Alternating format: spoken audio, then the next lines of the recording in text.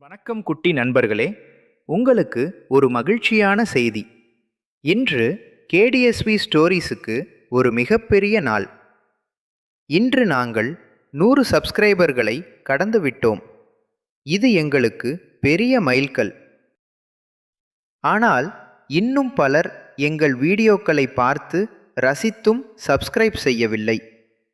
இன்றே சப்ஸ்கிரைப் செய்யுங்கள். நீங்கள் சப்ஸ்கிரைப் செய்யும்போது எங்கள் ஒவ்வொரு புதிய கதையும் உடனடியாக உங்களுக்கு வரும். இன்று நாம் கண்ணா என்ற ஒரு குட்டி நட்சத்திரத்தின் சிறப்புமிக்க கதையை கேட்கப் போகிறோம். அவன் விண்வெளியை ஆராய்ந்து அதன் அதிசயங்களை காண தனது வீட்டை விட்டு புறப்பட்டான். வாருங்கள், தொலைதூர கோள்களுக்கு பயணம் செய்து விண்வெளியின் அற்புதங்களை கண்டறிவோம்.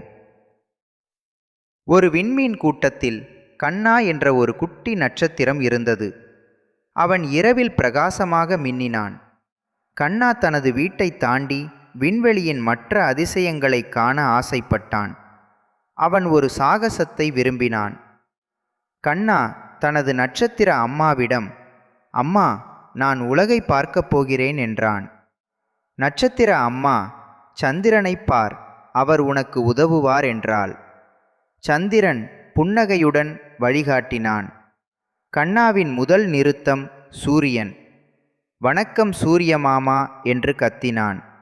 சூரியன் பிரகாசமாக சிரித்தது. கண்ணா அடுத்து வியாழனை கண்டான். "நான் ஒரு பெரிய சுழலும் கோள்" என்று வியாழன் பெருமையாக சொன்னது. அடுத்து கண்ணா சனிக்கோளை கண்டான். "என் வளையங்கள் அழகானவை" என்று சனி சொன்னது. கண்ணா வியந்தான். செவ்வாய்க்கோள் சிவப்பு நிறத்தில் இருந்தது. "நான் தைரியமானவன்" என்று செவ்வாய் கர்ஜித்தது. கண்ணா சிரித்தான். கண்ணா கடைசியாக பூமியை கண்டான். "இங்கேதான் நீர், மரங்கள், மனிதர்கள் இருக்கிறார்கள்" என்று பூமி மகிழ்ச்சியுடன் சொன்னது. கண்ணா பூமியின் அழகைக் கண்டு, "இது ஒரு சிறப்புமிக்க இடம், ஆனால் இது என் வீடு இல்லை" என்று யோசித்தான். அனைத்தையும் கண்ட கண்ணா தனது தாயிடம் திரும்ப முடிவு செய்தான். அவன் சந்திரனை வழிகாட்ட கேட்டான். சந்திரன், "ஒவ்வொருவருக்கும் ஒரு இடம் உண்டு. உன் இடம் உன் வீட்டில்தான்" என்று அன்புடன் சொன்னது. கண்ணா மகிழ்ச்சியுடன் தனது வீட்டிற்கு திரும்பினான். அவன் திரும்பிச் செல்லும் வழியில் மிகவும் சந்தோஷமாக இருந்தான். கண்ணாவை கண்ட நட்சத்திர அம்மா, "என் கண்ணா திரும்பிவிட்டான்" என்று அவனை அன்புடன் அணைத்தாள். கண்ணா தான் கண்ட புதிய இடங்கள், கோள்கள் மற்றும் நட்சத்திரங்கள் பற்றிய கதைகளை தன் நண்பர்களுடன் பகிர்ந்து கொண்டான். கண்ணாவின் ஒளி முன்னைவிட பிரகாசமாக இருந்தது. ஏனெனில் அவனது இதயம் அறிவால் நிறைந்திருந்தது. கண்ணா தனது நட்சத்திர கூட்டத்தில் மீண்டும் இணைந்தான். அவன் இனி மிகவும் மகிழ்ச்சியாக இருந்தான். ஒவ்வொருவருக்கும் ஒரு முக்கியத்துவம் உள்ளது. கண்ணா தனது இடம் எவ்வளவு சிறந்தது என்பதை உணர்ந்தான். கண்ணா இரவின் வானத்திற்கு ஒரு பாதுகாவலனாக மாறினான். அவன் இப்போது தைரியமாகவும் அறிவிலும் சிறந்தவனாக இருந்தான்.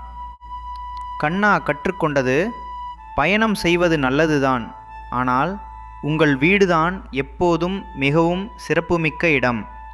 இதுதான் கண்ணாவின் அற்புதமான கதை. உலகத்தை பற்றி ஆராய்வதும் கற்றுக்கொள்வதும் அருமையானது, ஆனால் வீட்டைப் போல ஒரு இடம் இல்லை என்பதை அவன் நமக்கு காட்டினான். எனவே குட்டி விண்வெளி வீரர்களே, எப்போதும் நினைவில் வையுங்கள், உங்கள் வீடுதான் உங்கள் பிரபஞ்சம். வாவ், இந்த கதை எப்படி இருந்தது குட்டீஸ்களே? நல்லா சிரிச்சிங்களா? இப்படி நிறைய கதைகள் நம்ம கேடிஎஸ்வி ஸ்டோரிஸ் சேனலில் ரெடி ஆகிட்டுருக்கு. உங்கள் நண்பர்களோட ஷேர் பண்ணுங்கள், லைக் பண்ணுங்கள்.